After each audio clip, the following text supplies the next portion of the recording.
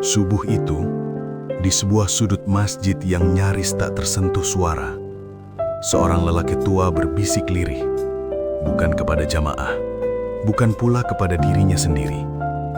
Ya Tuhan, kosongkan diriku. Doa itu terdengar ganjil, bahkan nyaris asing di zaman ketika manusia berlomba mengisi diri dengan pengetahuan, pencapaian, kepemilikan, gelar, dan identitas. Namun justru dalam keheningan doa itulah tersembunyi rahasia tertua perjalanan spiritual manusia, bahwa puncak pencarian bukanlah menjadi seseorang, melainkan berani menjadi tidak apa-apa. Dalam tasawuf, perjalanan menuju Tuhan bukan eskalator yang mengangkat ego ke puncak, melainkan tangga yang menurunkannya ke dasar keberadaan. Menuju keadaan tidak tahu apa-apa, tidak bisa apa-apa, tidak punya apa-apa, dan bukan siapa-siapa.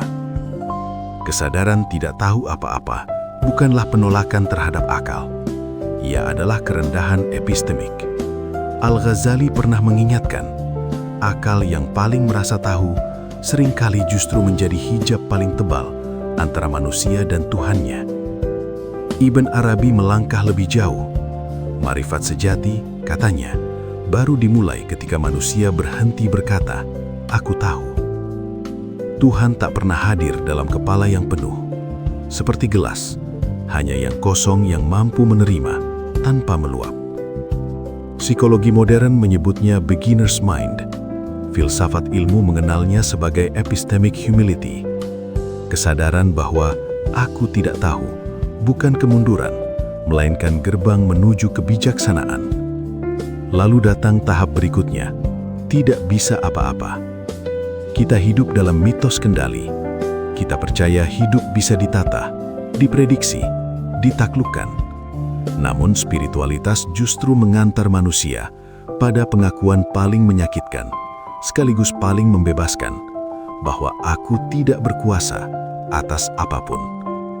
Dalam tasawuf, ini disebut ajz, kesadaran akan ketidakberdayaan total di hadapan Tuhan. Rumi menggambarkannya dengan lembut.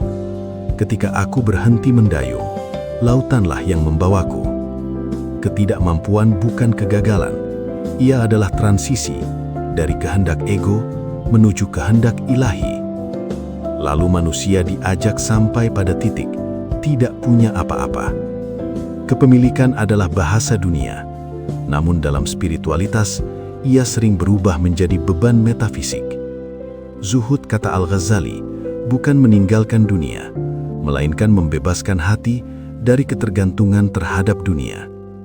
Sayyid Hossein Nasr mengingatkan, krisis manusia modern berakar pada reduksi makna saat nilai digantikan harga dan keberadaan diukur oleh kepemilikan.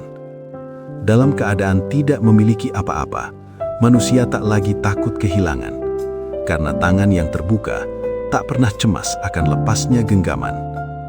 Dan tibalah tahap paling radikal, bukan siapa-siapa. Identitas runtuh, gelar, reputasi, peran sosial, semuanya luruh. Ibn Arabi menyebutnya fana, lenyapnya ego dalam kesadaran ketuhanan.